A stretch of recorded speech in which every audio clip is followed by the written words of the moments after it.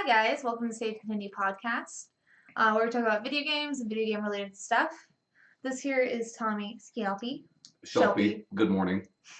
I'm Shanae Howard, your host, and this is Ryan the Rat Robinson. Hello, I'm glad to be here. Like I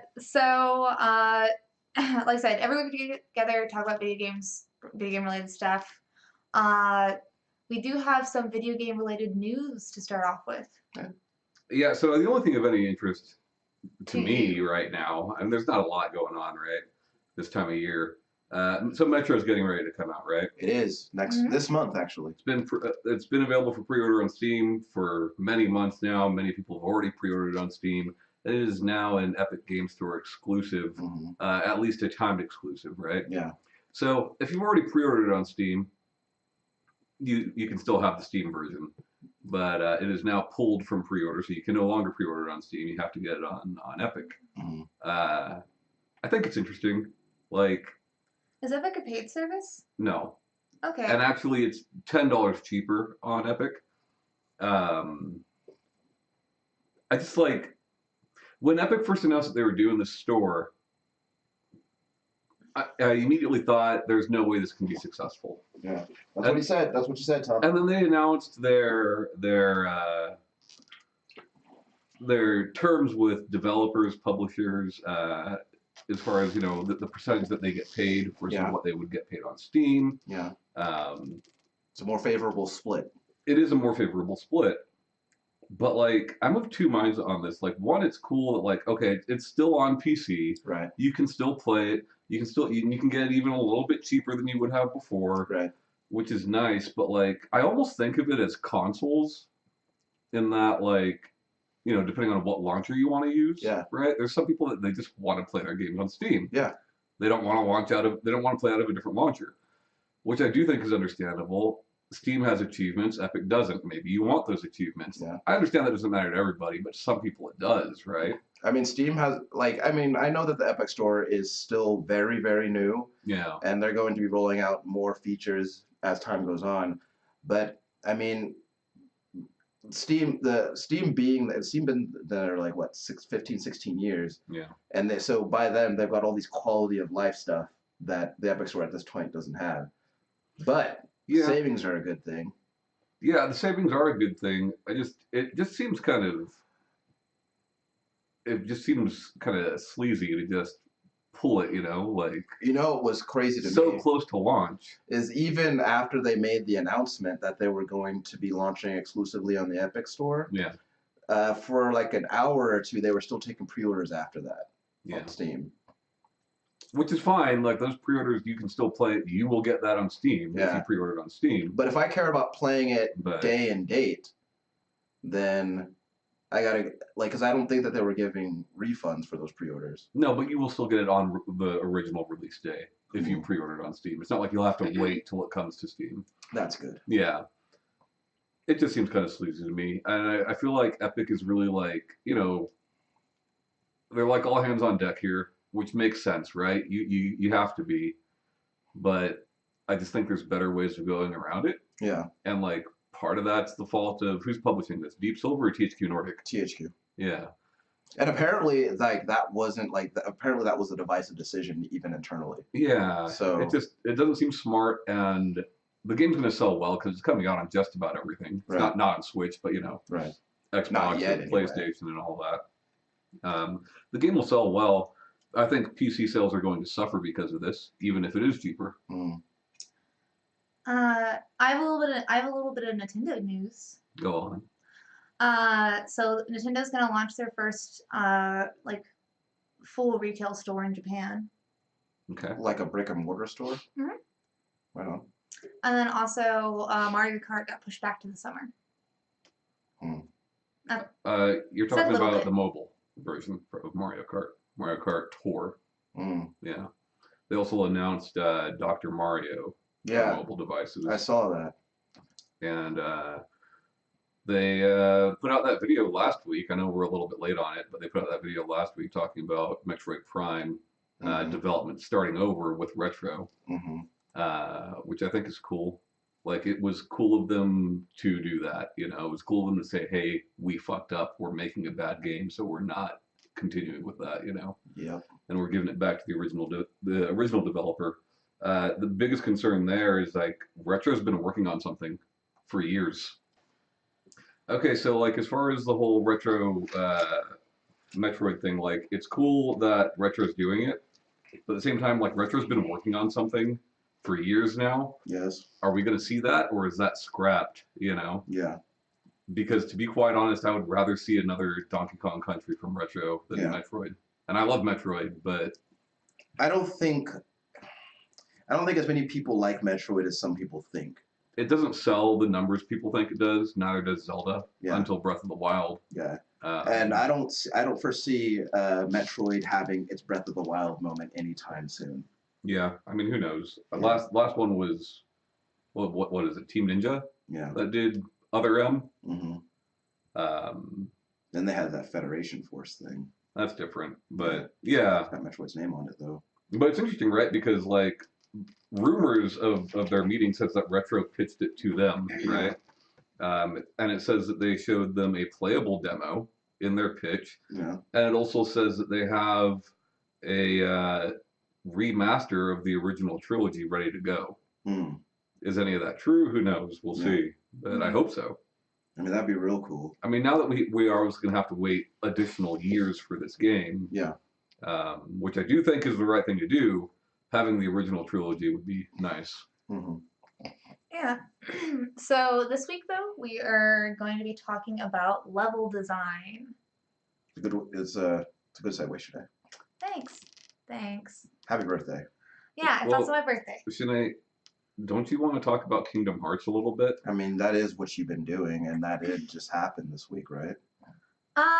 Yeah, I'm loving it. I was gonna. I know y'all are tired of hearing about it. And Yeah, but it just came out. Yeah. You've been waiting to be fair, the majority of your life. To be fair, Shanae, that is also true. Over half your life, I'd say.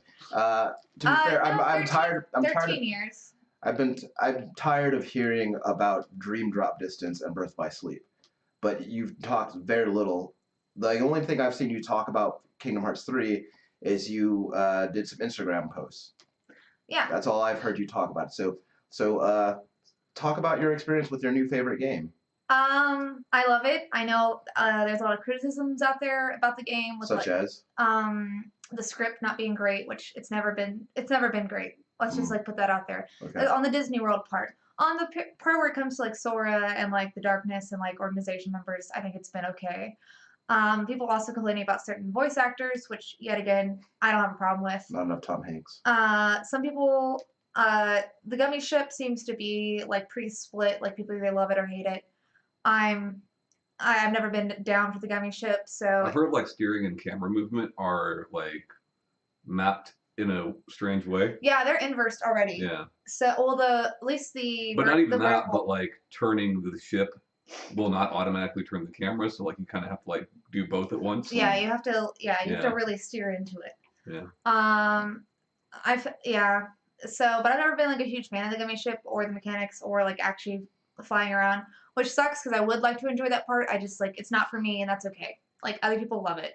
Yeah. So Tell me about the attractions. the attractions, a lot of people complain about them, but you can. They look awesome to me. Yeah, I think they're fun. There's some of them that are more fun than others. And I for like sure. that it's randomized.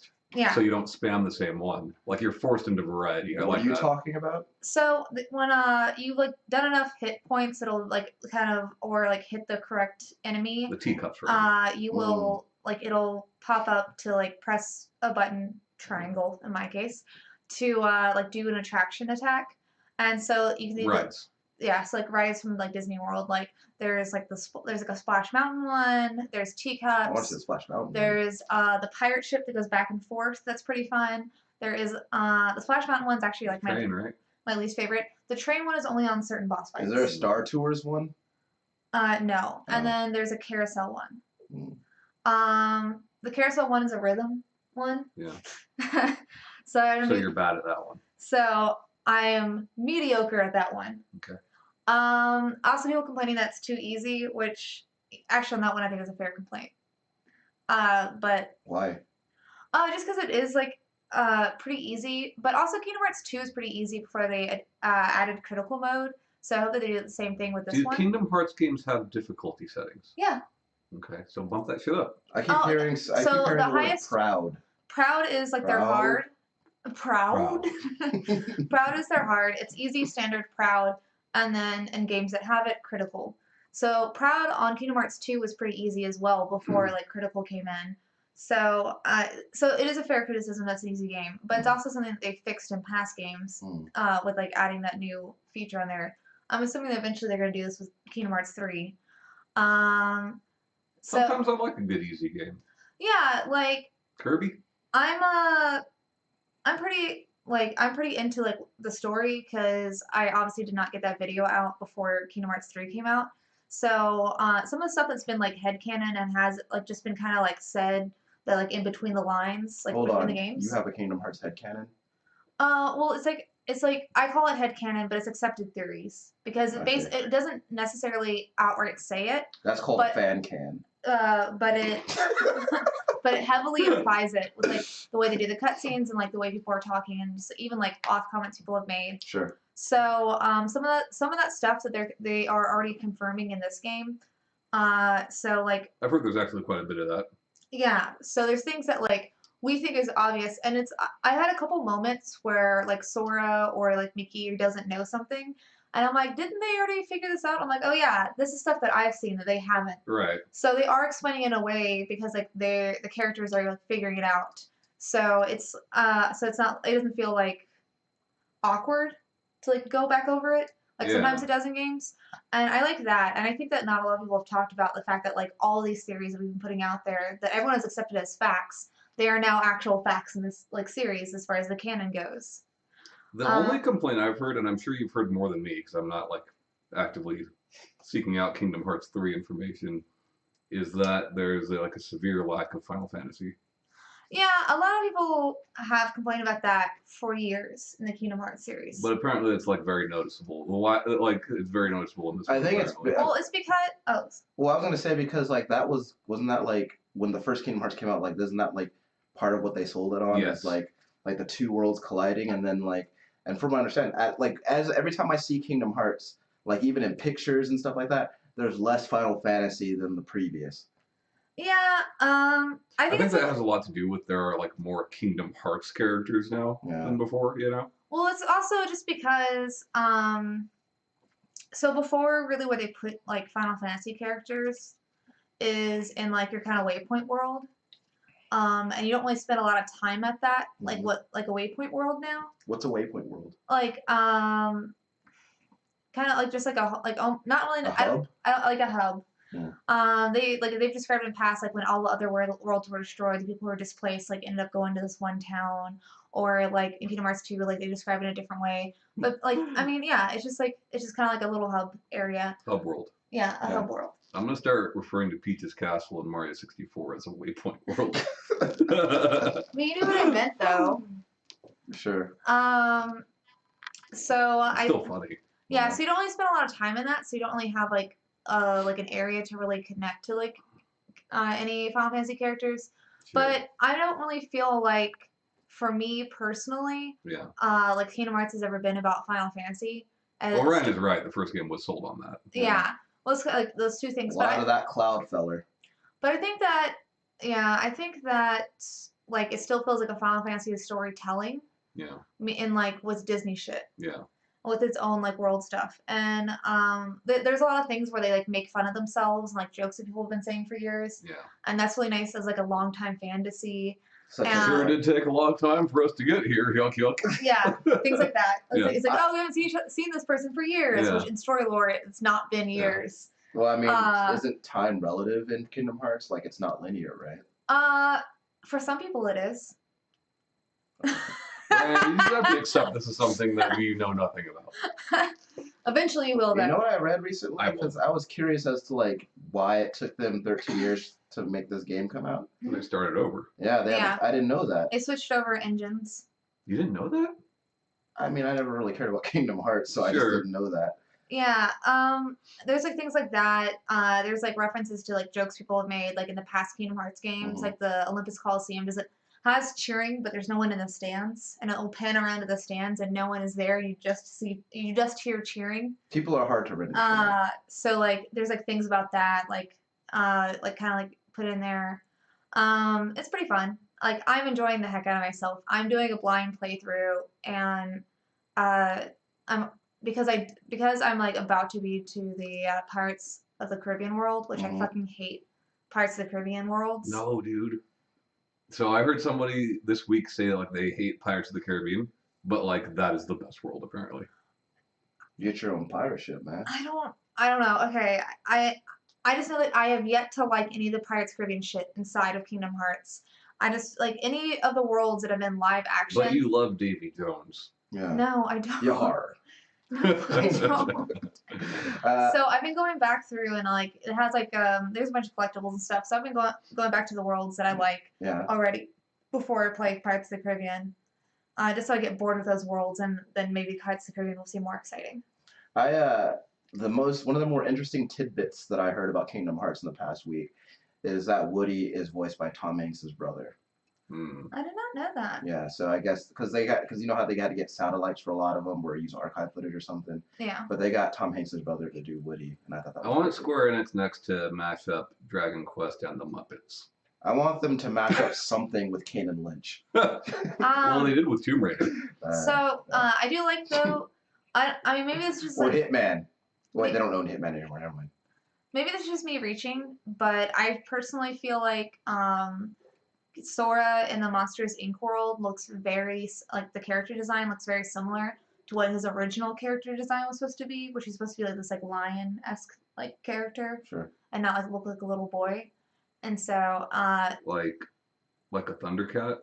Like No. Lion-O? I'll show you later. He has like a chainsaw and like a mane and like A chainsaw? yeah, instead of a keyblade, like it was originally like a chainsaw. Would you agree that the lollipop Keyblade? chainsaw. Would Yeah. you agree that the Keyblade is more of a club than a blade? Depends on which Keyblade. Yeah. Do any of them have sharp edges?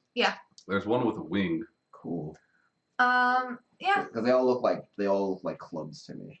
It looks like he's walloping them and not slicing them. Yes, The also Pirates one, the one from Pirates with the like ship wheel handle, that's pretty cool looking. Yeah. Seen that? You really from need to the get that Cards of the Caribbean level. Everything I'm hearing about it sounds more and more badass. Yeah. one of the other criticisms I have heard is that the lack of keyblades in there compared to like past games, like Yeah. there's not as many. Give us more Keyblades. Which I don't know because I haven't like obviously I haven't beaten it. How many Keyblades are in Kingdom Hearts 2? I don't know the number off the 2. top of my head. Is it more than 2? Is it more than 20? Maybe. Hmm. I don't know.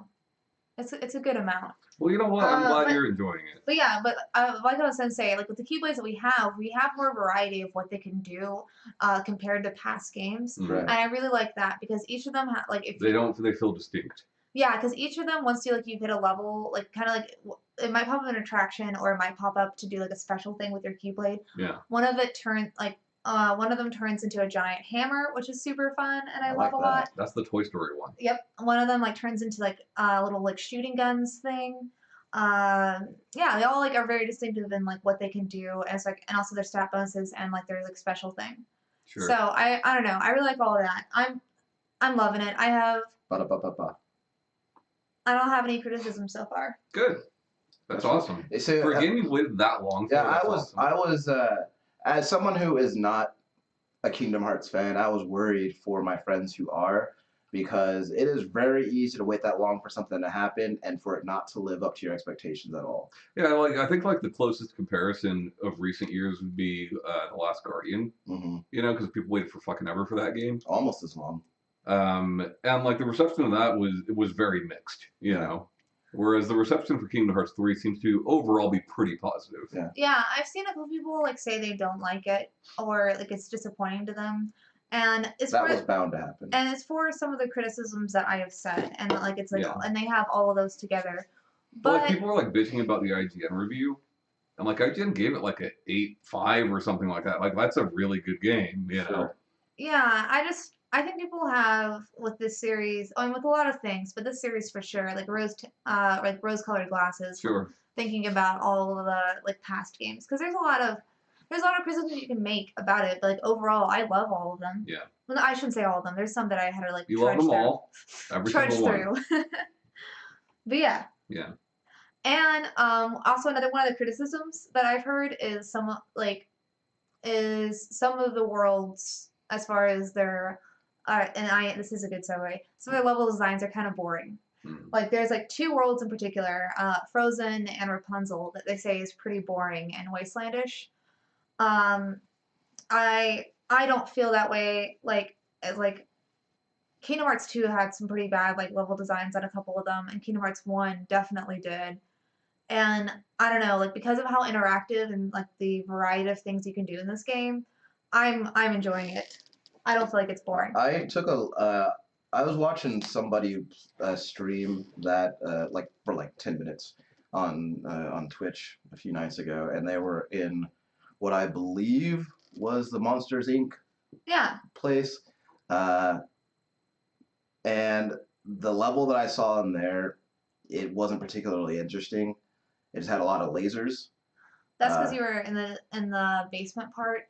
There's some other parts like you go where all the doors are. Because if you've seen the movie and you can slide on the rail, there's like doors that'll take you to different parts of the factory. So it is like different. I mean, Kingdom Hearts games, as well as most Square published and developed action RPGs, have a lot of flat areas. You know.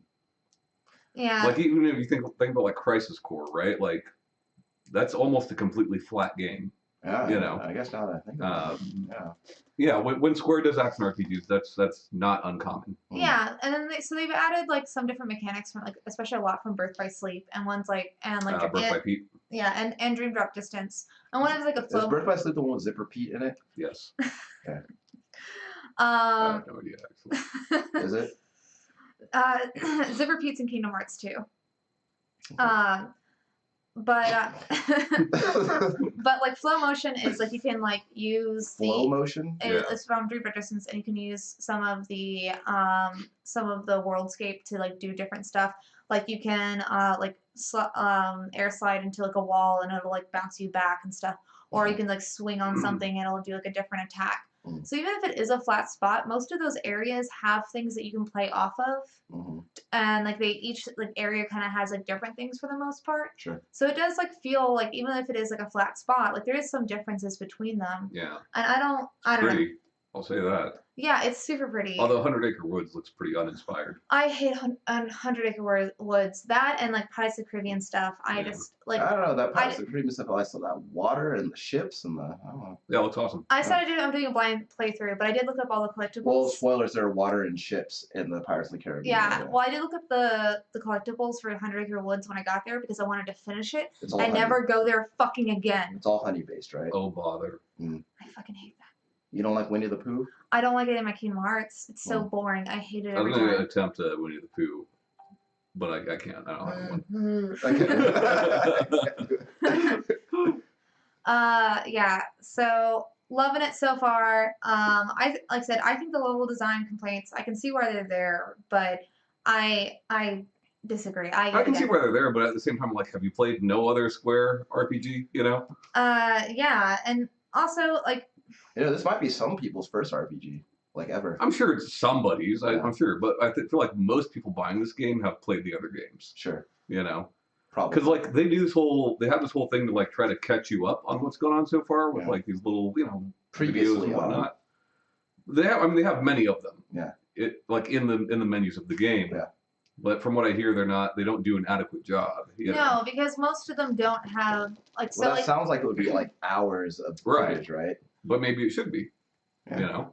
Yeah, because a lot of it's like footage from the games, or like cutscenes or whatever, or just a bunch of scenes with like music behind. They probably assumed you'd go to YouTube. Yeah. They said that they weren't going to be like to have like an actual thing to catch you up. Right. They were just going to have a couple things there. Oh yeah, they've said that for years now. Yeah. So it's they have let the I almost said viewers. They have let the players know like they're not going to do this. Subscribe. They have let the players know. Yeah. Did you find all those Mickey Mouse emblems? I'm working on it. I haven't found all the treasure chests, and I think I'm gonna put that on the back burner. So like with the Moogles, there is like a photo mission thing Mhm. that you can do, and so I've been doing those and Did the I ask lucky about the emblems. treasure chest removals? Hmm? Well, I'm pretty sure I asked about the Mickey Mouse emblems. Mi- Mickey Mouse is love to take pictures of. The Yeah. Moogles you also have photo missions for. Sure. So those are the two things I've been looking at. Okay. That's such a dad thing to say. Oh, I can't believe you're treating me like this on my birthday. I forgot your birthday, so it doesn't count until next time. I would be interested to find out what Tom has been into before we get into the meat and potatoes. All I've really been doing, so I read Long Story Short, which is novelization of Nier Automata. Cool. Later on this year, they come out with Short Story Long. So it's a whole thing. Okay. Got me wanting to play the game again. Right. Because it has definitely been one of my favorite games of the past many years. Yeah. And I figured what better way to go back to the game than to get the one ending that I didn't actually get. Right. Which is ending Y. Yeah. Which is the hardest ending to get. Mm. So that's all I've Why? been doing. Because you have to collect and fully upgrade every weapon in the game. Oh, gee. So I'm just doing that right now. But I'm having a blast doing it. It's good to be back. Mm. So you playing it when I got here? Yeah, I've played a few other games here or there. Played a little bit of Swords of Ditto. Fun, kind of repetitive. So if you finish the ending Y from your Automata, does that mean you're gonna put it on your list? Maybe. I feel like that would be Probably. I feel like that it would be apt to do that. Played like the first 2 hours of Red Strings Club. Very cool. Mhm. Very cool so far. Extremely well written. And like not at all what I expected it to be. Is that Devolver published? Yeah. Okay. I thought it was gonna be like a traditional point and click, which there is some of that to it, but like Right. you're also doing like weird Android pottery and like mixing alcohol, like mixing cocktails. And it's very interesting. Cool. Really cool game so far. I should check that out. Yeah. You guys want to know what I've been doing? Yeah. Okay. Well, one thing that I did do is for some reason, don't ask me why, I'll tell you why. I reinstalled American Truck Simulator. And that game immediately sucks you in like no other. How many miles have you driven this week? About 700. Oh. Yeah, I saw you playing that earlier. Yeah. Man, I do love that game. I know what I also like. Because I was thinking to I was talking the other day about, man, what if I did a American Truck Simulator stream and people just watched me play that? Which you laugh, but there are a lot of them out there. As a matter of fact, I went onto a YouTube channel. I don't remember. I just clicked the first one I saw, and there's the guy. He was reviewing a Truck. No. Although he did like give his opinion of the truck that I don't know. I don't know enough about or anything about 18-wheelers, so I don't have any opinion of any truck. But he was reviewing a peripheral that he got. And it was a whole so this guy has like a full setup. He has like a wheel, and he has a shifter, like the kind that are in 18-wheelers. He may as well be driving. He may as well be driving. So much so he had, and then the peripheral he got was a whole. I feel like switchboard might be the right term, but I don't think that's what he called it. But it had all these knobs and buttons Dashboard? and switch. It had all these knobs and buttons and switches. Like it had one for the lights, and it had one for the parking brake, and it had all this other shit. It even had an ignition in it. Did he have this specially made? No, apparently there's a company that sells them. That's not surprising. And it was kind of neat to see. I was like, but I would not.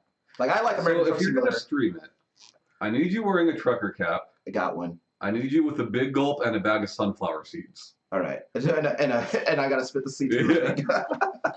But no, I started playing it, and that game is so, to me, it is so just relaxing. It's like it just, because I was playing it, and because I told you guys I've been watching Parks and Recreation lately, So I've been like doing deliveries while watching that show, and it's fun. It's probably not very safe. It's not. As a matter of fact, I'm glad you said that because I accidentally flipped my truck because I was watching TV for too long. I flipped my truck. Have you fallen asleep at the wheel yet? I kind of because I was playing last night and I was like really sleepy. Yeah. So I fell asleep at my computer, which is Sure. basically the same thing. Right. You get fired for that. Sure. I probably got fired for flipping my truck. But and then I've been practicing my Street Fighter. The other night I had a really bad night. I went like 1 for 8. Yeah. But I learned a little something about technique. Are you back to bronze yet? Yes. Okay. I'm back to bronze. I got knocked down to rookie, and I had to work my way back up. I've been running into a lot of reuse lately. Like a lot of reuse. I ran into a Cody that just wrecked me. Yeah. But I'm having like that game, Tom. I'm so glad that you got that game for me because like I did not realize how much I would enjoy Street Fighter. Yeah. Before like I started playing it in the way that I've been playing it. And the weird thing is like I don't know why, but I've always been really reticent to jump into the online mode of any fighting game. Like I've never played Injustice online. I've never played Mortal Kombat online. Yeah. But something like I watched Tom play Street Fighter, and like I watched like how much fun he has like playing online and playing at Sandy, and like I'm just like, you know what, like fuck it, I'm just gonna jump right Playing in. against Sandy's a blast. Yeah, because you win all the time. Yeah. And did you like say Dang it. Dang. Howdy. But no, and I just like I lose like a lot, but like at the same but at the same time, it's just like there's like I lose a lot, but when you get that win, it's just like that. Chasing that feeling is fucking addictive. What I like is that you're playing with proper fighting game etiquette, which a lot of people do not do. Yeah. And like, so if you lose, you'll still do a rematch and you will lose again, right? But what makes that better is that when you win, you know you won because you are better. Yeah. Right? You won 2 of 3 yeah. with this person. Like, yeah. Yeah. And like sometimes like it'll go down to the wire, like both of us won 1, and then we got to do that last one for best of 3. Yeah. And it's just really fun. Like I actually I went on a 6 match winning streak recently, which that felt really good. But on that 6th one, I started my dogs. I let out like a really loud woo. Yeah. But like it's fun and like learning the characters and learning who I'm good with. Like I'm playing a lot with Ken lately. I started with Bison. And I find that as much as I like playing with Ken, I am a lot more comfortable as Bison. You are better with Bison. That game is something else, and I'm wondering like where does Street Fighter go from here? I'm wondering what's the I'm wondering also when do you think the next Street Fighter would be? A few years. Because 5 came out 16. Yeah, but like think about how long 4 was around there, and how long 2 was around, and how many iterations of each there were. And we know 5 is going to be this game. They're just going to add. Because we don't even have the Ultra 5 yet. Right, they're just going to keep adding to this one. Yeah. So I think we've got a while with 5. But like it's fantastic. I wish that I've been running into like some lag issues here and there, so I'm trying to get that figured out because it's kind of a couple of times I feel like it has cost me the match. Yeah. But I've never had an online experience that is so consistently fun, like regardless of like how I'm doing. Like, yeah. But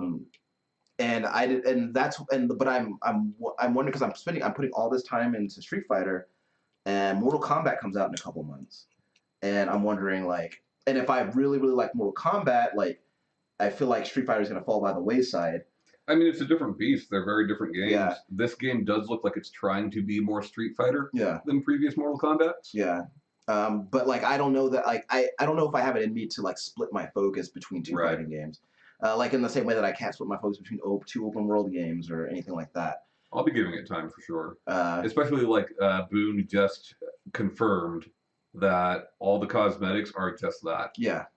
I think that's something that they learned from Injustice. So, but I'm really excited for Mortal Kombat, and I think that's probably going to be something that I'm putting a lot of time into. I haven't been putting as much time in Resident Evil 2 as I would have liked. Yeah, it's crazy. I would have assumed you would have beat it multiple times by now. And it's not, and it's not for lack of interest. Yeah. Like I am thoroughly interested in that game, and that game is awesome. It's also that game is fucking terrifying. Sure. And it's terrifying. But it's short. Yeah. You know? So the insane thing about Resident Evil 2 is well, Resident Evil 2 like as a property is 20 years old now, right? But it's so insane, like the way that they updated all the right things and they kept other things the same, like they changed just the right things, and they've made it so that like because you're talking about rose tinted glasses where Kingdom Hearts is concerned, and it would have been really easy for nostalgia to kind of do that for me with Resident Evil 2, but now that we have this new Resident Evil 2, which is basically Resident Evil 2 like in many respects how I remember it, like the experience as I remember it. Like obviously not like mechanically and all that stuff, like those are all different, but like the feeling, the emotion and feeling that I remember from 20 years ago is intact with this one.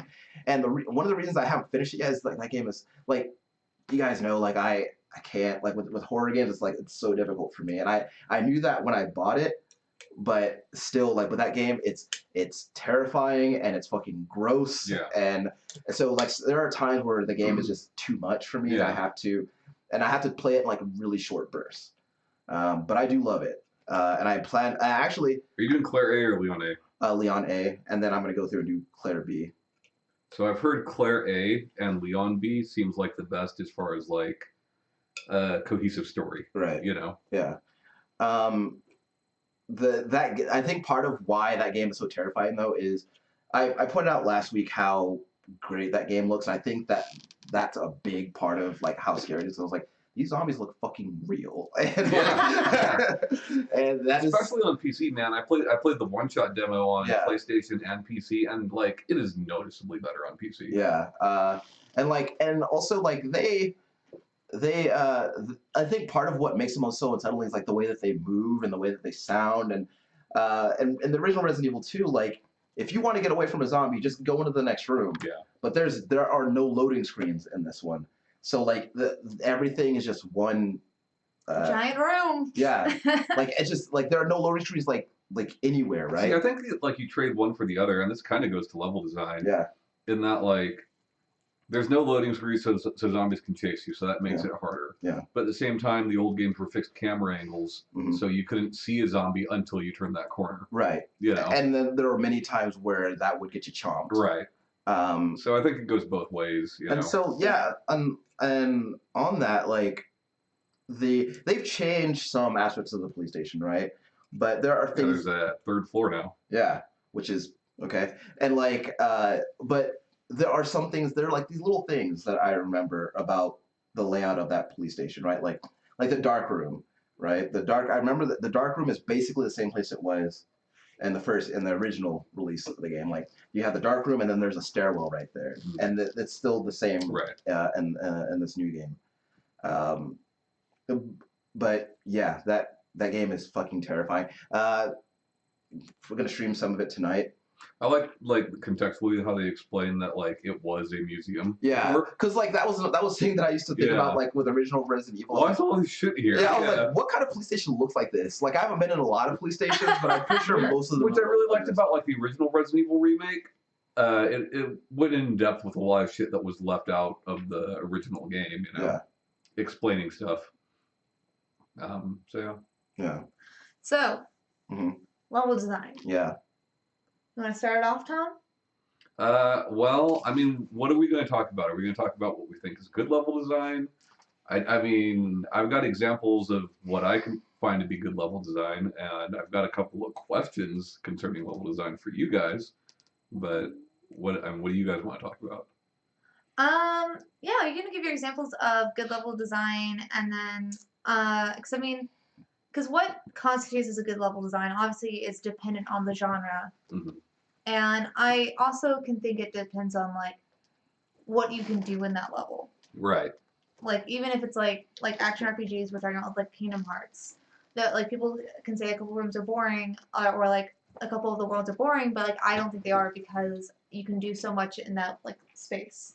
But can you do so much in the space because of the design of the level or because of the design of the mechanics? You know what I mean? Like Well, you're I mean, talking about the flow motion. That has nothing to do with the level design. well, you can only You do know? that off of certain items. Right. So like off of certain walls, I see what you're saying. off of certain trees, Got it. or like poles or whatever. So they have to And be that might there. be a problem because I've heard people saying that they're not using that at all. You know? Yeah, well, like I mean, a lot of those people I've seen that do that, like when people ask them if they play Dream Drop Distance, they didn't. Right. So like I've like obviously since I've played it, like I'm used to doing that and having that be part of the mechanics Yeah. and like utilizing that in the level. Yeah. Okay. So I mean, yeah. So give your examples of good and why they're good. Well, I mean, everybody knows Tropical Freeze for me is like probably the best level design of probably any Especially game, on Funky Mode. any genre. No, not on Funky Mode. Level design means nothing when you're Funky Kong. It's just like contextually, it all makes so much sense, you know. And I'm not even just talking about that every platform is attached to something or there's a reason that it would be floating. I do think that's awesome and that's great level design. That's something you see in almost no 2D side scrollers, you know. I mean, we talk about 1-1, right? Like from 1-1, you just floating bricks for no reason. They're just floating there, you know. And I think it's awesome that there is a reason for everything. You played through the game. There's when you're going through the sawmill, and the trees that are being sawed into lumber become the platforms that you will then, you know, platform through. Like that's fucking awesome, and it's the perfect amount of difficulty. You know, like Tropical Freeze is not an easy game. You know, I mean, unless you're Tanae. Unless you're funking it you know, up. but like it's fair, you know. It's very fair. And I just think I think it's gorgeous. Do you have an example of something you don't think is fair as far as 2D side scrolling? Because I'm bad at a lot of platforming. So 2D side scrolling, Yeah. there's a lot of times where I'm like, why can't I make this jump? And and I feel like it's bad if I have to be in this like stupid exact spot that like it doesn't. Like looking at it, I would think that I would have to jump from a different place to make it. Yeah, I think it's kind of like when I think about rhythm games, and I think about something like Parappa the Rappa or DJ Hero versus something like Sound Voltex or Guitar Hero, right? One has room for creativity. Parappa leaves you room to kind of do your own thing, but still keep in time, right? Yeah. Whereas something like Sound Voltex, no, it wants you to hit these notes at this time, and that's what you're doing, right? So if you look at like a certain genre of 2D side scroller, games like Super Meat Boy or Slime Son or Celeste, even, you know, it's like there's one way to do this. You need to figure out how to do it and time it perfectly, and that's the one way you're going to get through this. Whereas something like Tropical Freeze or any Mario 2D side scroller, it's like, no, you can do this in many different ways, you know. And to me, that's always been what I prefer. There's more creativity there. It's like we've talked about Bulletstorm, right? Like creative kills when it's not really creative kills. Yeah. Shit like that. But the funny thing about Bulletstorm is that the levels are set up in a way that on the surface would lead you to believe that they encourage that level of creativity, but like in actual practice, that's just not the case. Right. If there's a cactus here, obviously they want you to kick a guy into the cactus here. At this point. Yeah. You know, it's just funny. And I think like there's games that break away from that in their level design, like games like Portal or even Mirror's Edge, in that like there's an intended way to do those puzzles, right? In both of those games. But you can totally do it a completely different way. Yeah. Yeah. And to me, that's good level design. I also think that like does that also like I don't know, I feel like that also stands into question, is it the mechanics or is it the level? It's both. But one is built to complement the other, you know? Yeah. And I think for games like that, it's very important. If you want like good level design, just like in other aspects, I think like if you look at a game like The Last of Us or like most Uncharted games, most Naughty Dog games really, because you can even go back to, I mean, not as far back as Crash, but even like Jack and Daxter. in that these are all games where you're existing in a 3D environment, right? And while they are very linear for the most part, there'll be things that branch off, right? A room over here or an alleyway down here or whatever. And you go down those and there's nothing there. And a lot of people were like, well, why did they put that here if there's nothing for me to find here or there's no secret here or anything like that? But I'm like, well, in the real world, there's empty rooms. There's rooms with nothing for you, you know, and I think that's good because a lot of games don't do that, especially a lot of games that are as linear as those games are. So I think that's pretty neat. Also, like, What Remains of Edith Finch, I think is neat because, like, while it is a very linear game, you have moments to where you can branch off and kind of go explore, right? But the rooms and the narrative is set up in such a way that you naturally go the right way, Yeah. you know? And not in a Naughty Dog way, right? There's no yellow ledge telling you that this is where you're gonna go. You just kind of naturally go the right way. So I mean that's my example of like three different examples, right? Of ways levels can be good.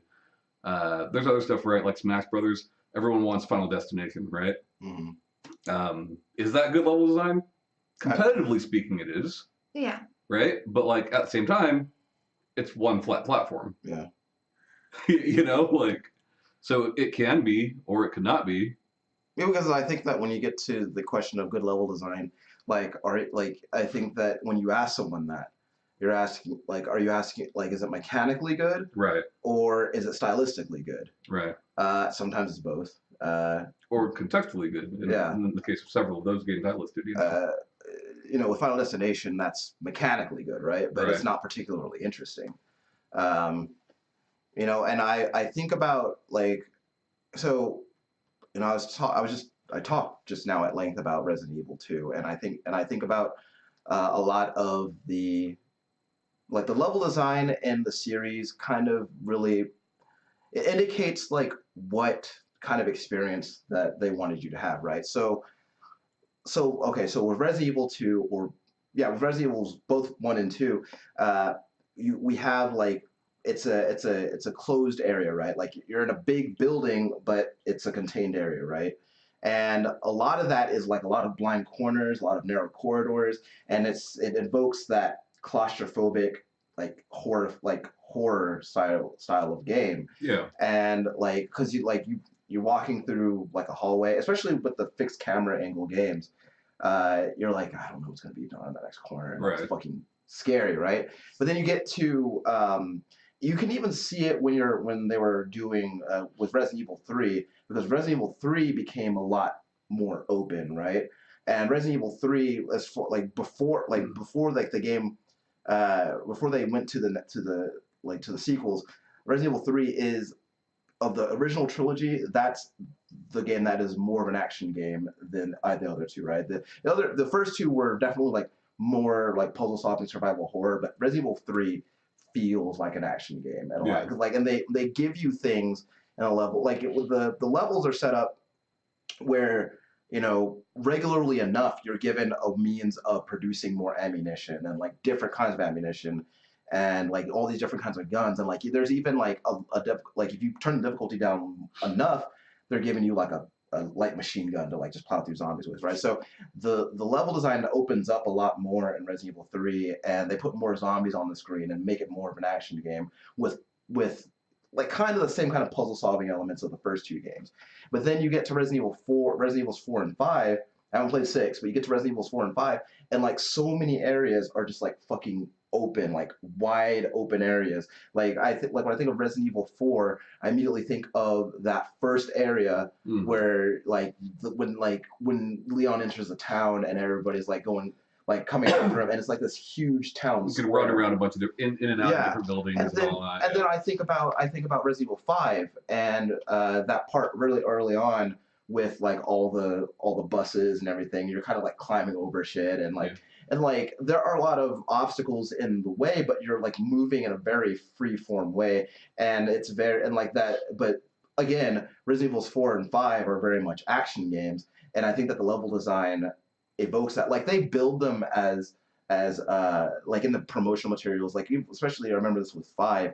they very much still build that as a horror game, and there are aspects of that game that are scary, but they're not claustrophobic in the way that the original trilogy was, and so like I almost feel like that's due to limitations of the time, though. yeah, You know, but because like if you look at Sweet Home, which Resident Evil is based on, yeah, like, and Sweet Home's like 8-bit top down, right, you know, but there's much more open area yeah, than any of the PlayStation games, yeah, you know. But then like, and so like I'm it's funny because I find while I'm playing Resident Evil 2, I find myself regularly thinking about Doom. And like, well, I'm always thinking about Doom. Yeah, But, I was like, what's new? but like, I think about the original Doom that came out in 1993, and from a lot of that was the first time I heard the term corridor shooter, which and there was a lot of that, but at the same time, it's funny because like I don't know if Doom was supposed to be scary or not. I wouldn't say so. But at the same time, like it's there. Not Doom 1 or 2. Yeah, it's kind of split. So in Doom, they kind of split the difference between like cramped claustrophobic spaces, but then like there are many times where it opens up into like this like huge areas where enemies pouring at you from everywhere, right? Yeah, but that's not so much until later episodes, you know. Yeah, Like if you play Doom 1, the first several episodes feel much more claustrophobic than even like Wolfenstein 3D did. yeah. But I feel like, and that's also, and I think that's less. I think that's built less to scare you and more to like bottleneck them so that you can just be like you can feel like a badass just mowing down these demons, right? Yeah. But then I think about Doom 2016, and there are so many areas where like everything is just open. You're just jumping around like different ledges and like jumping off ledges and then like shotgunning demons like in midair and shit like that. And like, see, to me, I think the level design of the old Dooms is better than 2016.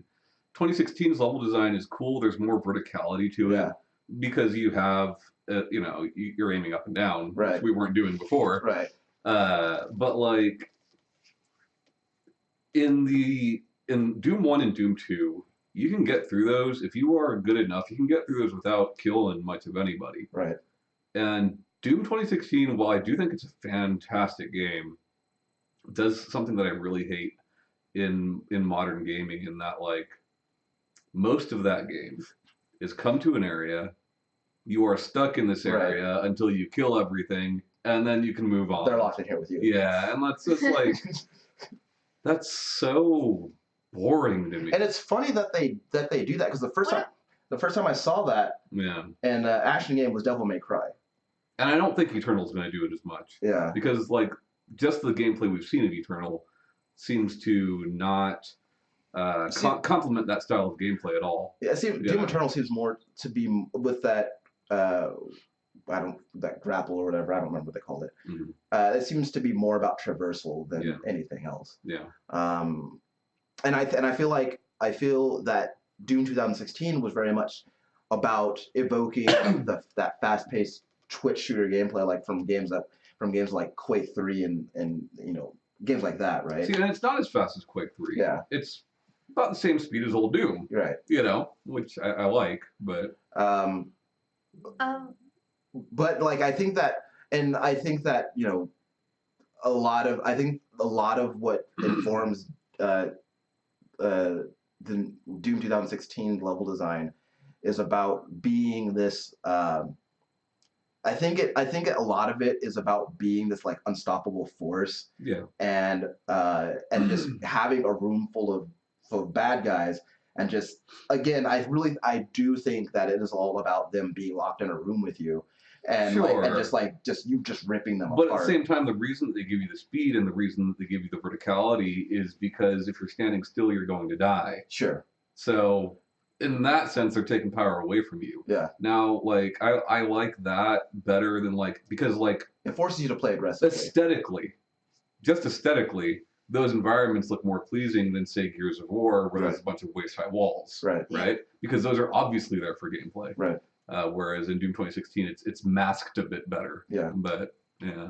I've been trying to think of like what necessarily constitutes a good level design as far as like open world RPGs.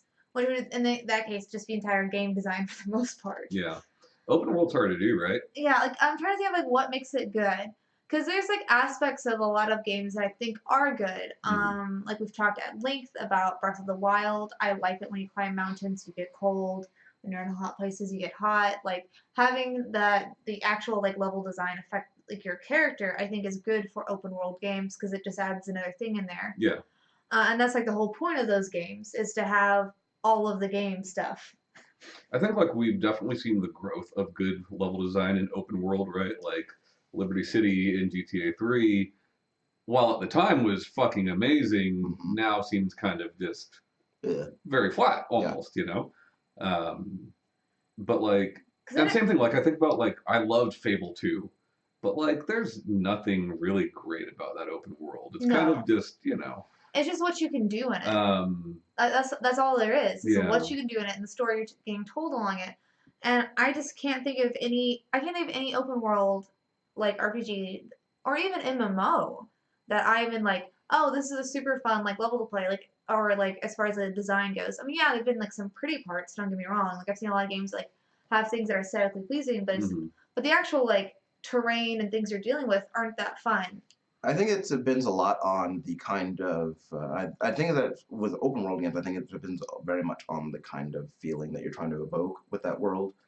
Um, like for example, I think like a couple of open world games that I think of pretty often are Fallout 4 and Max Payne, not Max Payne, Mad Max. Mhm. Um, and I think that Mad Max's open world is I think that it's effective in what it is trying to communicate. It's sparse, but it should be Right. sparse. And I Yeah. think that, and like, so like, for example, like if you had that kind of, if a Grand Theft Auto Had that little. was that sparse, Yeah. then it would just, It would suck. it would suck, right? But like, it doesn't make sense for the world of Mad Max to be filled with a bunch of shit. Right. Um, and likewise with like Fallout, right? Like, Mhm. It is 300 years removed from a nuclear apocalypse, but a nuclear apocalypse still happened. Right. And so the idea of like there are towns and the approximation of cities there, but by and large it is still very sparse. But a part of why that works is because every once in a while you will come across something really cool, and the sparseness of the world makes that all the more effective. Yeah. Um, Yeah, I think because Spider-Man, as far as an open world game, I think it's fantastic level design, man. Uh, it looks like New York. Like Yeah. it looks like fucking New York looks, you know. And it's interesting because it does something that not a lot of open world games have to do. Even if you're talking about something bigger like GTA 5, GTA 5 has a lot of verticality to it, more so than Spider-Man does, really. right. But like it's so rare that you're using that space outside of flying a helicopter or whatever, right? Whereas in Spider-Man, you were using literally all the space that you can, whether that's on foot on the ground or on top of buildings, you know. And it all feels so natural, and it plays into the gameplay mechanics, right? You're running up the side of a building, and there's a fire escape, and you just slip right through that fire escape. Like you don't slow down Right. at all, and you don't get caught in it, and you don't clip through it. Like you just, yeah, it's all very smooth, very realistic, um, extremely fun, regardless of whether you're down low or up high. Question: Is there Feels is there a lot populated. of wall running in that game? Yeah. Okay. Feels very populated, you know. there's a lot of wall running in Kingdom Hearts too. The VO like plays into that level design, and Sure. that like everything Peter says is recorded twice. Mhm. So like if you're swinging through the air, you're talking a bit louder, and as soon as you hit the floor, you go into regular speech. You know, Right. like very impressive stuff with that game. And then Yeah, like Breath of the Wild, I think that's a great open world. Um, because things like that seem like you should be able to do 9 times out of 10, you can do them. Yeah. And involving the level, involving the terrain, you know, because like chopping down a tree to cross a stream, which you do very early in that game, right? In most games, it would be a very specific looking tree that would let you do that. And this, no, any tree that's near there, as long as you're chopping it from the right angle, it's going to do it. Cool. You know. Yeah, because like things like Skyrim or like any of the Elder Scrolls games, obviously like there's a lot of stuff. Like but Skyrim in particular, like the mountain stuff. It's fun that you can like get off the path and like climb a mountain and go down. But some of that's just like really boring and it's not really fun to like really jump over the mountain. I felt like I had a lot more fun like climbing and terraining mountains in like Breath of the Wild, even though it's not like I wouldn't say like as pretty, but also like it is a different art style, so it's kind of just opinion on that front. But you know what I mean? Well, I think like, and it's not so much about level design, but it plays into it. I think Breath of the Wild is very good about rewarding you for exploration, and not in the same ways as something like an Elder Scrolls would.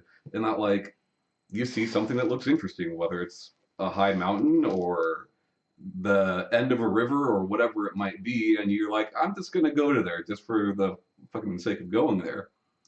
And like, okay, sometimes you'll find a chest or whatever, or a fucking Koroks or whatever, you know. But like at the same time, sometimes you going there allows you to see something else. Yeah. You know, like it rewards you in very natural ways, and almost every time something looks interesting, there will be some sort of reward for that. You know. I think very few open world games do that well. You know, I remember running around Dragon's Dogma, which, like, fun game. I was really bad at it, It's a but hard like, game, though. but like, there's very little reason to explore off the beaten path of that game. I would say You no know. reason. Yeah. You know, Horizon Zero Dawn is a game that I spent a lot of hours with, and like the world that they've built in that game is absolutely gorgeous. And the weird thing about it though is that the level design, the way that it looks like it is encouraging you to be vertical a lot. Like there's like a lot of ledges, a lot of sheer cliffs and things like that. And if Aloy was designed with the ability to traverse those things, I would absolutely love it. Right. But she ain't. She can traverse very specific points, which are marked with yellow things. Right. But like since she isn't designed with that in mind, a lot of that stuff just feels in the way. Yeah. And I hate that. Like I hate that her movement and the way these areas are built are at odds so often, because I think that if she, especially in the way that like they very much like there's a whole montage at the beginning of the game where it very much highlights how agile Aloy is and how dexterous she is, and then for you like once she's actually in your control, like she can do very little of that shit, and like I couldn't say that I haven't enjoyed my time with Horizon Zero Dawn, because that wouldn't be true. But at the same time, I think about how much more I would have enjoyed it if I were able to traverse the world in the way that Link is able to traverse the world of Breath of the Wild. Right. Because he can climb. He can climb a like lot. every time I hear you guys talk about that game, and especially all the shit that you can do in that game, I immediately go back to Horizon, and I was like, man, I wish that Aloy could do that. Yeah. Well, I mean, they released practically at the same time. Yeah. And then I think about, and it's funny because the world of Horizon Zero Dawn is very interesting, like both from a lore standpoint and also from a stylistic standpoint too. But I also I can't help but when I look at her and her movement and the things that she's doing, I can't help but immediately think about Assassin's Creed. And while I would never say that the controls in Assassin's Creed are perfect. They've gotten a lot better in the past decade or so, but they're far from perfect. But the one thing that I've always felt like going for it, because the worlds of Assassin's Creed are filled with people, but they aren't filled with a whole lot of shit to do. But one thing they have going for it is a lot of the stuff that you see, like if there's a building in front of you, then you can traverse it. Right. And that has always been one of the most compelling parts of Assassin's Creed for me, is the ability to do that. And I feel like if I could do that in Horizon, I would love it so much. All right. So to kind of like end cap our. No, I had questions. No, oh, you had questions. Go for your questions. Just a question. A question. Go for your question. With a lot of 2D games and 3D games even as well that are procedurally generated, not randomly generated, procedurally generated, Sure, right? sure. Yeah. I kind of feel like I'd rather play Symphony of the Night versus something like Dead Cells because the levels have been crafted with intent. There's a reason for things to be the way they are, for enemies to be where they are, for items to be where they are. And I feel like that's lost with these procedurally generated games. Once again, not randomly generated. Right. What say you? Because I know you're a fan of a lot of these games. Yeah, so Dead Cells is the whole thing about the I think I know why they did that. And because of Infinite replay value. I mean, not really. I mean, I agree with you. Like that was the whole That's a thing. bullet point for sure. Yeah. But like at the same time, like in practice, like no. No. And I think about how much like Dead Cells is a cool game, but I also think about how much like I would love for that to be a game that I memorize. Mm-hmm. And it seems weird to have like that game has a speedrun mode, Right. but like what do times mean really? If it's different for everybody. Right. Like yeah. what is the significant like why would I speedrun that game if like the level design is different every time I play? Mm-hmm. And I think that those two things are at odds with one another because like I could definitely see a speedrun of Symphony of the Night because it makes sense. Right. But like procedural generation for level design isn't like for me anyway. It's not the selling point that I think that they believe it is because like it deters me from buying games. Yeah, because like it makes me not want to play. Because games. Again, like especially with what is like especially when you build a game as a Metroidvania, which by the way, no, it's not. Yeah. But like also like no, it's not because and like they also like see how fast can you get through the game? It's like I don't know. It depends on what the levels are this time. Yeah. You know, and like that, and so I feel like with games like that, especially if you're gonna call your game a Metroidvania, like it's a well-crafted game, but it does need to be procedurally generated. Right? Like I like Rogue Legacy because like Rogue Legacy is randomly generated. Yeah. You're gonna get pre-made rooms in a random order. Right. You know, so it can still have the intent there. Yeah. I like that. I like that. I like that. But then again, with games like, and it's funny because like then you have games like Enter the Gungeon or Diablo, who they both games do, procedurally generated areas. But at the same time, like with Diablo, right? Like it's not really. Like it is like yes, Diablo 3 is the definition of procedural generation. But at the same time, like I mean, I'm not going to notice. Right. Like, exactly. Like why bother with that, right? Exactly. Like just put everything in the same place. Because that's not why I'm playing the game. I'm playing the game to get like shiny shit. I'm not playing the game for you to move the graveyard to the other side of the map this time, right? Well, and you're platform placement means nothing in a top-down game, you know. So. Yeah. And I think that if you're going to do procedural generation with your level design, fine, but give me another reason for it besides infinite replay value. Right. Because there is going to be a point at which that will become boring to me. Right. Because that's just not enough. So. Did Ryan answer your question? Yeah. All right. So we're gonna end cap this. I'm gonna name some video game genres. Okay. And y'all are going to either tell me a game that you think has good level design that's in that genre, or what makes a good level design in that genre. Okay. You down for this? Okay.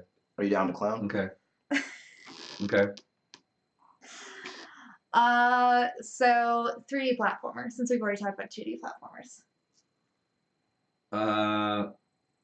That's hard. No, I don't remember the last time I played one of those actually. I think like Mario 64 is still to me the best 3D Mario game because of the level design, right? Odyssey is I love Odyssey. It's very very fun. I like it a lot. But like 64 has like each world, each painting that you go into, it's smaller, right? Like it's the fucking where you climb up the fucking hill and kill the thwomp guy, right? One of the first levels in that game is significantly smaller than like New Donk City or whatever, right? Yeah. Or like Toast Arena or whatever. It's smaller than probably any level in Odyssey. But like because of the objectives that you have to getting those stars, uh, there's so much done in such a small space, and I think that's really cool. Hmm. You know, I'd have to pass. I can't think of a 3D platform that's or not like nice. I said, Uh, or like I said, like I mean, I don't know what you guys would call it, but I definitely call Mirror's Edge a 3D platformer. And what I like about that is like it is a 3D platformer. It's kind of a puzzle platformer in a way, Mhm. but like there are multiple ways to get everything done in that game, and I think that's pretty cool. Alright, real-time strategy. Real-time strategy is weird. I think it really depends on what the gameplay mechanics of that specific game are, Yeah. right? So Is yeah, the level design is only good if the mechanics are good. no, not even, but like for instance, Into the Breach can exist on this very very small grid with really really no verticality. Like technically there is a plane of verticality there in that like there's things you have to shoot over or whatever, right? But it works well because of placement on that grid where certain things are placed. Like you can shoot an enemy who's going to hit into another enemy and knock that guy into water, or that's just an example, or knock that guy into a building. Or if you set off a certain type of bomb, it might knock one of your guys back into a building. Um, and that's cool. It's more about placement than the actual design of the level itself. Whereas like something like Mario plus Rabbids, Yeah. which has a lot of verticality to it, and a lot of movement to it, right? The Yes. placement of those stupid rabbit pipes, right? Those tubes. Like that matters. Yes. Where they put each one of those matters. Where they put each cover spot matters. In that it's going to change the way that you play. Yeah. And I think that's really cool. Something like Dissidia, not Dissidia, Disgaea. Disgaea is a series that I once loved and hate more and more as the series goes on. They just keep piling more shit. Because yeah, they make it more vertical and like almost unnecessarily so. Whereas the first Disgaea is more like something like a Final Fantasy Tactics, something more manageable. NIS just seems to think more equals better, It doesn't always. And yeah, it does not. But that's it for strategy game for me. I'm gonna have to go with BattleTech. It's not real-time strategy, but like. Oh, did you say real-time strategy? Yeah. I wasn't. I'm sorry. I didn't want to correct you. I don't play real-time strategy because Yeah, I'm not a madman. I just was gonna. Like you still were Yeah. going on a good riff. They're all like good points about those games. Yeah, real-time strategy I know nothing about. Good riff. I'm real bad at those. I guess I liked Command and Conquer okay, but I couldn't really say why the level design was good. Command and Conquer's bad for a day. Yeah. Anyway, I like BattleTech a lot as far as level design is concerned because, again, like it is really cool in a strategy game when what's on the map matters in a strategic sense. Like if you're going like you have like they have different biomes, so like and each thing like affects the flow of battle in a different way. Like for example, like so your mechs you have to manage heat as far as like because every time you fire your weapons, like heat builds up, right? And part of the strategy is knowing when to like fire all salvos and when to like kind of lay off a bit. But where you are will determine how much of that you have to do. Like if you're like on a desert planet, then you have to manage your heat a lot more carefully. Whereas if you're like on an ice planet, then your heat dissipates more rapidly because of the climate.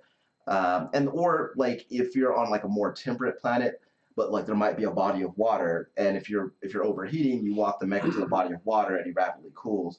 Or like, and then you have things like elevation matters, right? So like if you have like a lighter mech, just use a jump jets to get a good angle on the adversary, so you can do more scouting or get other bonuses. And this is the first. This is really. I mean, I don't play a lot of strategy games, but of the ones that I have played, this is the first that I've played where stealth can be a consideration too, especially for something as enormous as mechs. Where like if you have like a more medium-sized mech or smaller mech, like you can hide in the trees and get evasion bonuses and things like that. You never played the Commando series, huh? Mm-mm. That's RTS technically. I like that quite a bit. But yeah, like stealth is very heavy in those games. Yeah. So So, what about beat 'em ups? Beat 'em ups, I think like level design in beat 'em ups doesn't matter that much. mm, Uh, it's mostly 2D, mostly going left to right, right?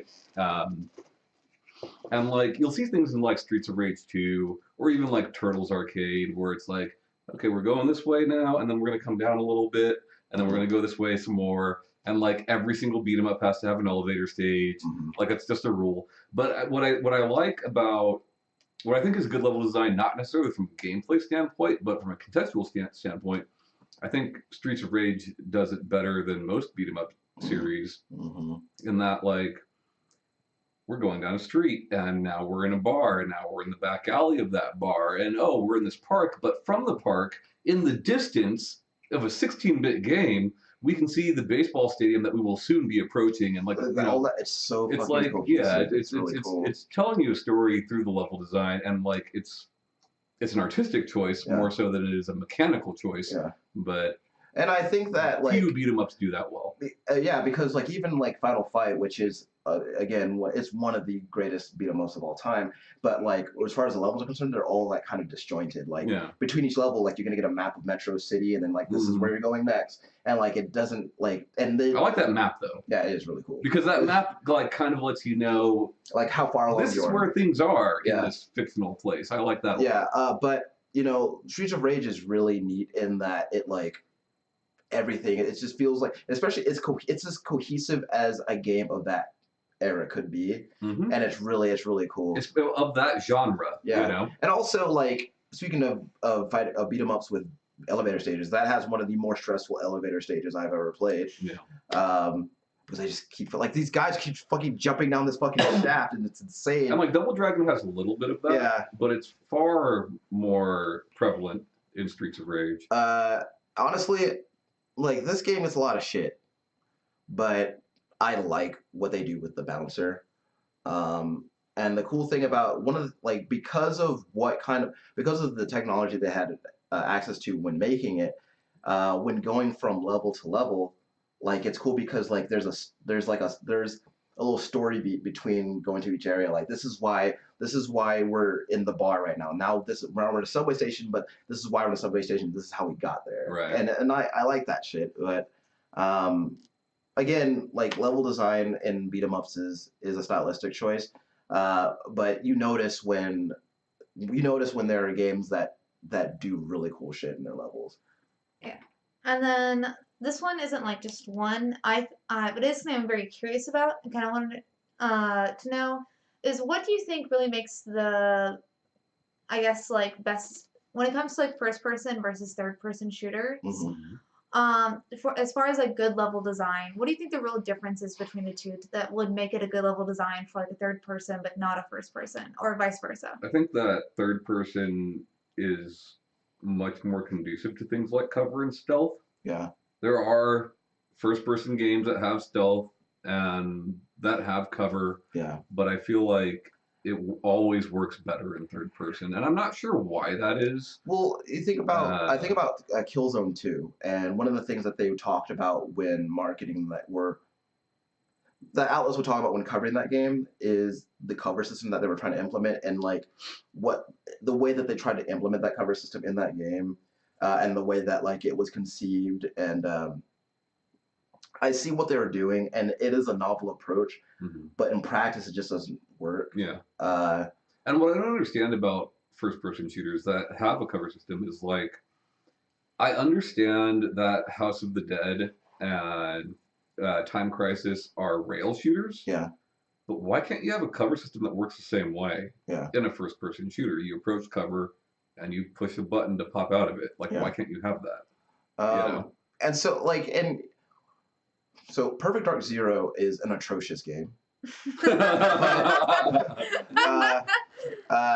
But the one good thing that it had going for it is it does have a pretty competent cover system. Yeah. And I would say that was probably the best part of that game is the cover system. And the way that they did it made a lot of sense because you go into cover in Perfect Dark Zero and the camera's pulling out to third person. And then you leave cover and it goes back into first person. And I thought that's interesting. I thought that was really cool. That's interesting.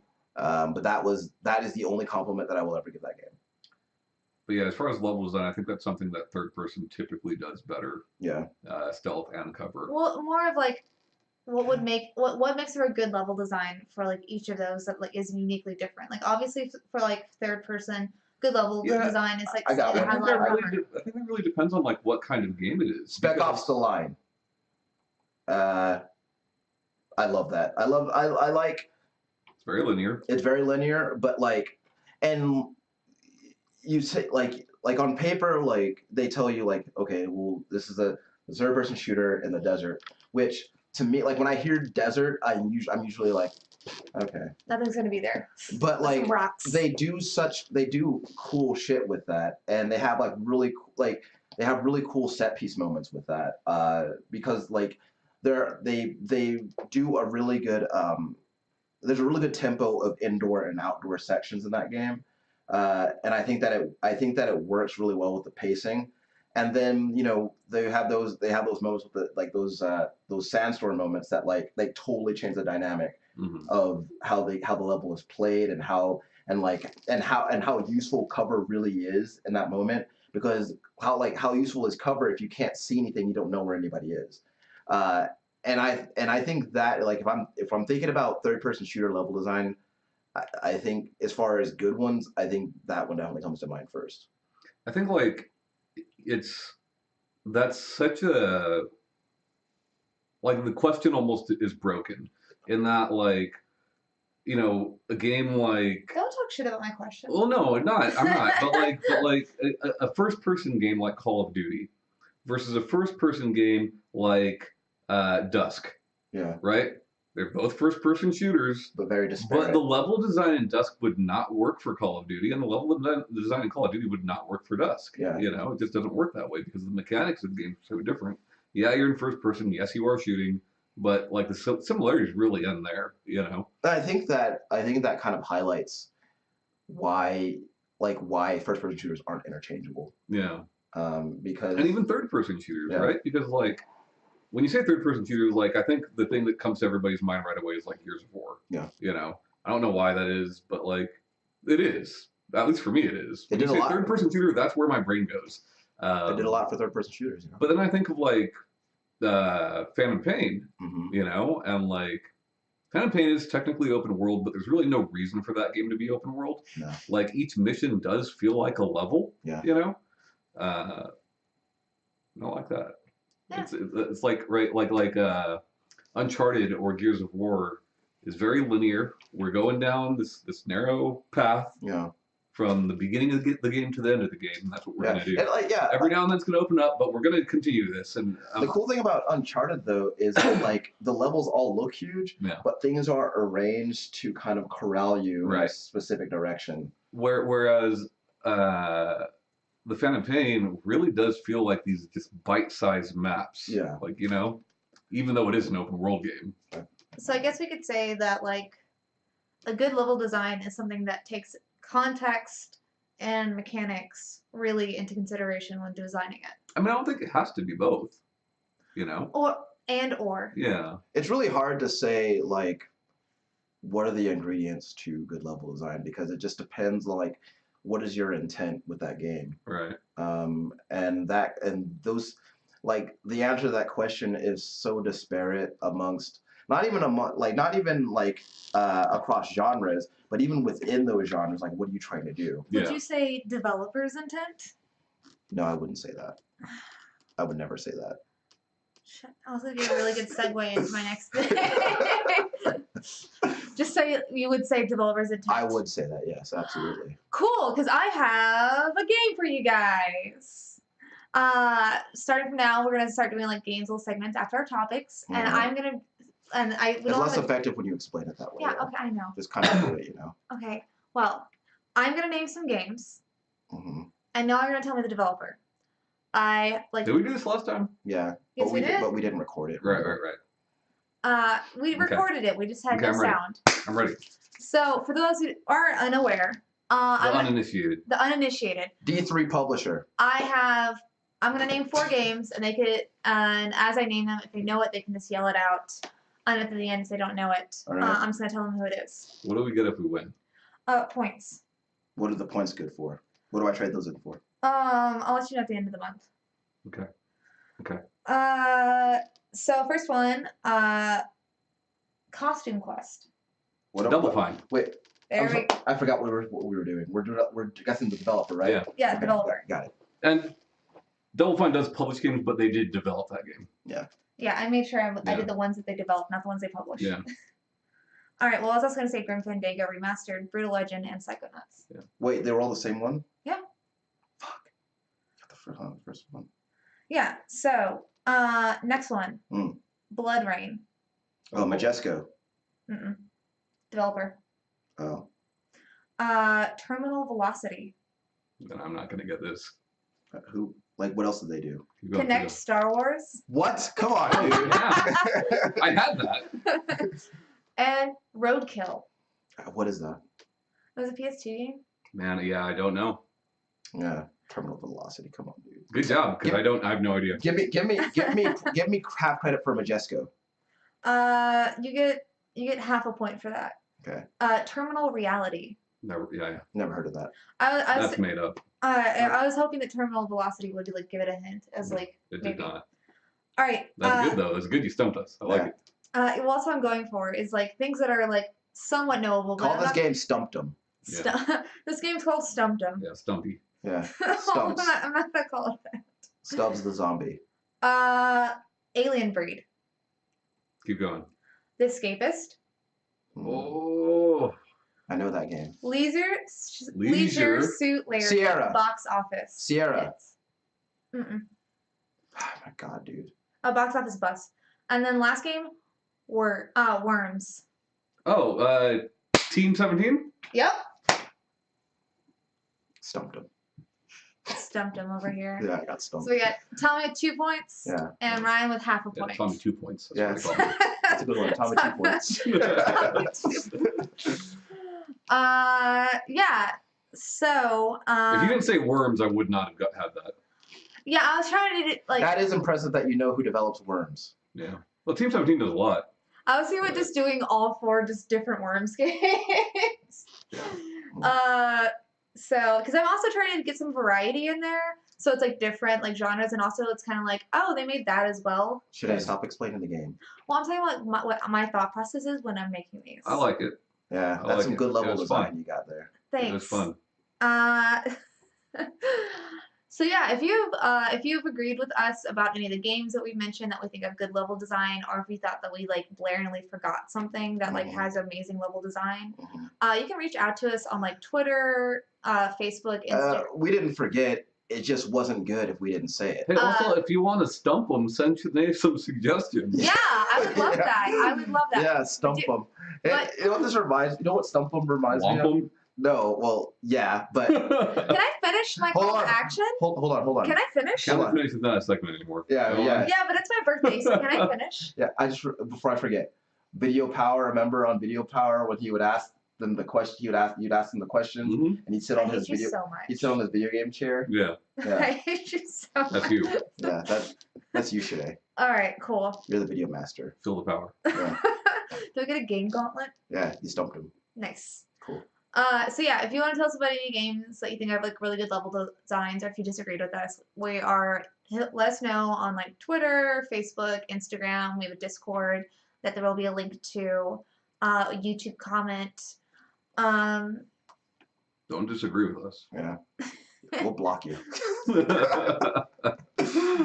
But yeah, but that's our show for today. Thank you so much for listening or watching. We are obviously on YouTube, Stitcher, Podomatic, iTunes, Google Play, Pornhub. Thank you. Probably some other stuff that I'm forgetting. No, Pornhub was the main one I wanted you to say. Okay. All right. Thanks for listening, and bye, guys. Goodbye. Bye.